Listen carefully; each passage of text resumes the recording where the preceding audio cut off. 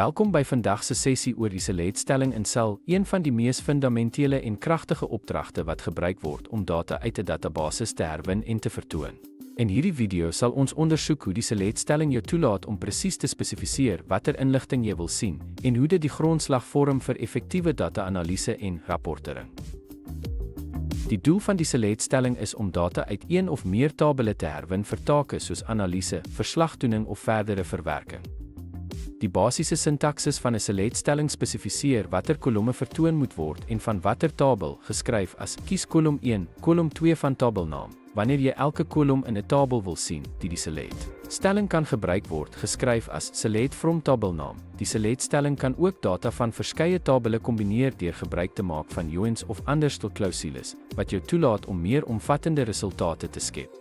Die select-opdrag word dikwels gebruik met weere-klousules om slegs spesifieke rekords wat aan sekere voorwaardes voldoen te filter en te vertoon.